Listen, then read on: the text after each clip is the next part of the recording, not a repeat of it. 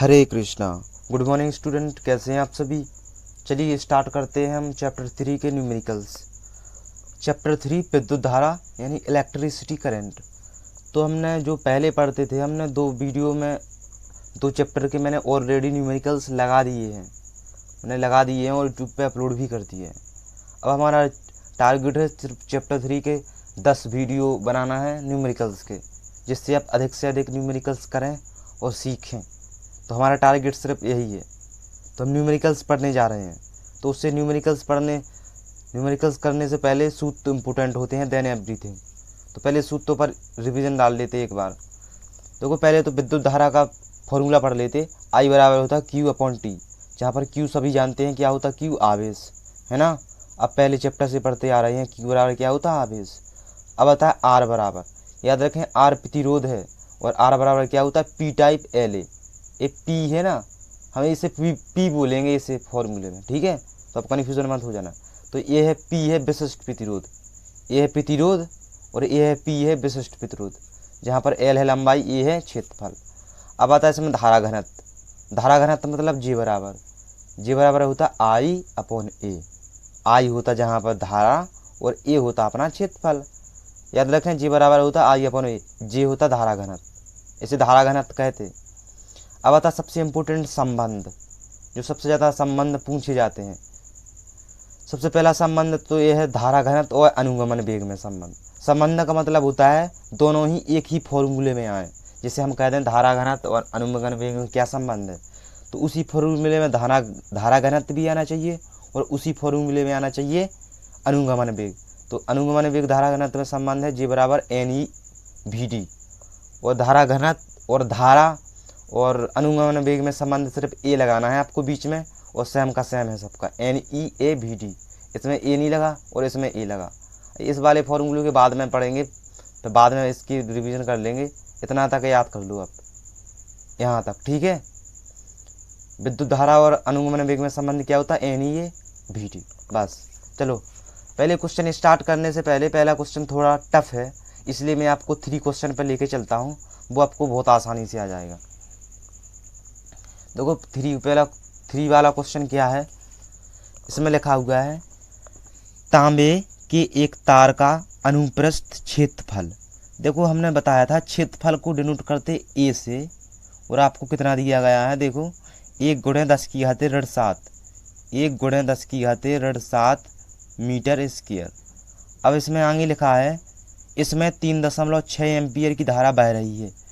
धारा को डिनोट करते आई से, सभी जानते हैं ये चीज़, धारा को आई से डिनोट करते, वो कितनी दी गई है आपको, 3.6। अब आपसे कहा गया है तार में धारा घनत्व ज्ञात करो। धारा घनत्व में आपको बता चुका हूँ कि धारा घनत्व होता जे बराबर आई अपॉन ए। सॉरी, अभी तो धारा घनत्व आपको मतलब जे ज्ञात करना है, यानी धारा घनत्व को कहते जे। तो ए हमें ज्ञात करना है। ए हम कैसे ज्ञात कर देंगे, देखो अपने पास आई भी है ए, तो हम जे बराबर क्या जानते हैं, जे बराबर होता आई अपॉन ए, है ना। तो जे बराबर क्या होता, आई अपॉन ए। अब इसमें मान रख दो, आई का मान है इसमें 3.6, 3.6। इसमें ए का मान देखो कितना है, 1 × 10⁻⁷ है ना, 1 × 10⁻⁷। तो इसे हल कर लो। अब इसे ये कीड़े मकोड़े बहुत आते हैं यार लाइट के औजार में, मैं तो एक देख रहा है। 3.6 10⁻⁷ है, जब जो ऊपर आएंगी तो कितनी हो जाएंगी, प्लस की हो जाएंगी। कोई भी चीज़ होती है जब नीचे होती है तो ऊपर ले जाते हैं तो उसका चिन्ह अपोजिट हो जाता, यानी वो ऋण 7 है तो ऋण +7 हो गई ऊपर आके। तो 3.6 × 10⁻⁷। तो जे बराबर हमारे पास कितना आ गया, 3.6 × 10⁻⁷। ये आ गया अपना जे का मान, यानी धारा घनत्व। अब हम धारा घनत्व को मात्रक ज्ञात करना है अभी कि मात्रक क्या होता। तो हम जानते हैं आई का मात्रक होता है एम्पियर, यानी धारा का मात्रक होता है एम्पियर, क्षेत्रफल का मात्रक होता है मीटर स्क्वायर। तो ये रहा इसका मात्रक, एम्पियर प्रति मीटर स्क्वायर। मात्रक लिख दिया करो, नहीं तो अपना नंबर कट जाएगा। मात्रक लिखना इम्पोर्टेंट है एग्जाम में, नहीं तो वो आपकी नंबर 1 नंबर तो कट जाएंगी आपकी, बिना मात्रक नहीं लिखोगे आप तो। ये क्वेश्चन हमने कर लिया पहला वाला, बहुत आसान था, सिर्फ मान रखना था सूत्र में और क्वेश्चन आंसर आ गया अपना। 3.6 गुणा 10⁻7 एम्पियर प्रति मीटर स्क्वायर। देखो मात्रक मैंने कैसे निकाला, जी बराबर होता आई अपॉन ए, आई का मात्रक होता है एम्पियर, ए होता क्षेत्रफल, क्षेत्रफल का मात्रक होता मीटर स्क्वायर। तो आपका मात्रक आ गया क्षेत्रफल, सॉरी हाँ ए मतलब एम्पियर और एम मीटर मतलब मीटर स्क्वायर। अब हम पढ़ेंगे पहली वाला क्वेश्चन, इससे आपको अब आ जाएगा पहले वाला बहुत जल्दी से। तो पहला वाला क्वेश्चन है इसमें 0.5 मिमी त्रिज्या। देखो फिजिक्स का रूल ये कहता है कि आप कोई भी चीज़ हो उसे आपको मीटर में चेंज करना पड़ता, इसलिए और इस पर और डिस्कस कर लेते। जैसे आपको फिजिक्स में न्यूमेरिकल्स लगाते समय आपको कई चीज़ें चेंज करनी पड़ती। अगर आपको मिमी है तो आपको हर चीज़ मीटर में चेंज करनी पड़ती। मिमी है तो आपको 10⁻³ मीटर में चेंज करना पड़ेगा, याद रखें आप। अगर आपको सेमी में दी हुई है कोनो चीज़ तो आपको 10⁻² में मीटर में चेंज करना पड़ेगा, ठीक है। इतनी सी बात समझ लो, फिर आप बहुत आसान है चेंज करना। इसमें लिखा हुआ है 0.5 मिमी त्रिज्या। देखो आप त्रिज्या को डिनोट करते आर से, कितनी दी गई हुई है आपको 0.5। तो मैंने बताया अभी आपको कि मिमी को मीटर में चेंज करने के लिए क्या करते, 10⁻³ का गुणा कर देते उसमें, है ना। तो ये हो गया मीटर में चेंज। अब आगे लिखा है इसमें कि तार में 0.5 एम्पियर की धारा बह रही है, यानी आपको आई कितना दिया गया है इसमें 0.5 एम्पियर। आगे पढ़ो इसमें, तार में मुक्त इलेक्ट्रॉन की संख्या। इलेक्ट्रॉनों की संख्या को हमेशा n से डिनोट करते, अब पहले वाले चैप्टर से पढ़ते आ रहे हैं। इलेक्ट्रॉन की संख्या को किससे डिनोट करते, n से। तो आप लिख दो यहाँ पर n बराबर कितना दिया गया है 4 × 10⁻28, 4 × 10⁻28। ये रही आपकी इलेक्ट्रॉन। अब आपसे कहा गया है आगे धारा घनत्व, दूसरे पे कहा गया आपसे अनुगमन वेग ज्ञात करो। तो धारा घनत्व हम जानते हैं, धारा घनत्व क्या होता, जे बराबर क्या होता आई अपॉन ए, है ना, होता कि नहीं होता, जे बराबर आई अपॉन ए। तो आपको आई यहाँ पर दिया गया है, आई देखो कितना दिया गया है आपको 0.5, तो यहाँ पर लिख दो 0.5। लेकिन आपको ए तो यहाँ पर दिया गया है ही नहीं। अब ए का मान क्या हाथ से रखेंगे, ए आपको दिया गया है नहीं, ना तो आपको एन दिया गया है, सॉरी एन तो आपको दिया गया, ए तो आपको दिया है नहीं गया है। तो ए का मान कैसे निकालेंगे जब उसकी त्रिज्या दी गई है। तो हम जानते हैं क्षेत्रफल बराबर क्या होता पाई आर स्क्वायर। तो पाई का मान होता 3.14, आर स्क्वायर आपको दिया गया 0.5 × 10⁻³ इस पर लगा है स्क्वायर, तो इस पर भी लगा दो स्क्वायर। अब इसमें मान रख दो, आई का मान है 0.5, ए आपने निकाल लिया अभी कितना आया 3.14, 0.5 इसका रूट वो खोलो, इसका स्क्वायर खोलो तो 0.2 बार करना पड़ेगा 5। देखो घातों का किस प्रकार खुलता स्क्वायर, घातों को जो यहाँ पर घात लगी होती है उसका इसमें गुणा हो जाता, यानी 2 का गुणा ऋण 3 में होगा तो कितना आएगा 10⁻6। अब आप क्या करो, इस 0.5 से एक 0.5 काट दो, है ना। इस 0.05 मैंने काट दिया, और इस दशमलव को हटाया मैंने, तो 2 अंक बाद लगा था दशमलव, तो मैंने 2 बिंदी बढ़ा दी यहाँ पर। और इस दशमलव को हटाया मैंने, यहाँ पर 1 बिंदी बढ़ा दी, तो ऊपर कितना हो गया 1000, नीचे आपका कितना है 314 × 5 और 10⁻6 है। अब आप क्या करो, 1000 को आप यहीं पर रहने दो, 314 का 5 में गुणा करो, कितना आता है 5 चौके 20, 5 एकम 5, 6 7, 5 × 15, यानी 1570। कितना आया 1570। अब नीचे है आपका 10⁻6, जब हम इसे ऊपर ले जाएंगे तो कितना आएगा भैया, ये 10⁻6 नीचे है तो ऊपर ले जाएंगे तो 10⁻6 प्लस की हो जाएंगी, है ना। तो मैंने एक बिंदी से एक बिंदी काट दी इसकी, ऊपर बचा आपके पास 100 × 10⁻6 157। अब आपको क्या करना है, इस 157 का 100 में भाग करना है, 157 का 100 में भाग करना है। देखो 157 100, तो भाग तो जाएगा नहीं, तो 0 लगा दिया तो 1000 होगा ये। अब 157 गुणे हम करेंगे 7, 7 7 49, 7 5 35, 36 37 38 8 7 एकम 7 8 9 10 10 फिर भी आ रहे 1089 यानी ज़्यादा हो रही 1000 से। तो हम 157 गुणे करेंगे 6 6 7 42 6 5 30 और 30 4 34 6 एकम 6 7 8 9 यानी 942। तो कितना आया 942। कटेंगे तो कितना 8 आएगा और यहाँ पर 7 यानी कितने बचे आपके पास 5। यहाँ पर हो जाएंगे 5 यानी 58 बचे। अब फिर से यहाँ पर 10 जीरो लगाओ तो 157 गुणे 3 बार कटेगा ये 30 7 21 5 3 15 16 17 3 एकम 3 1 4 यानी 471।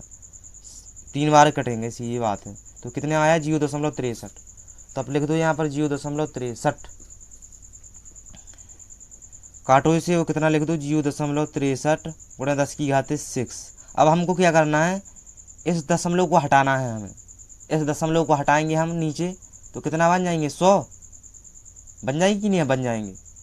तो 63 गुणे 10 की पावर 6 बटे 100।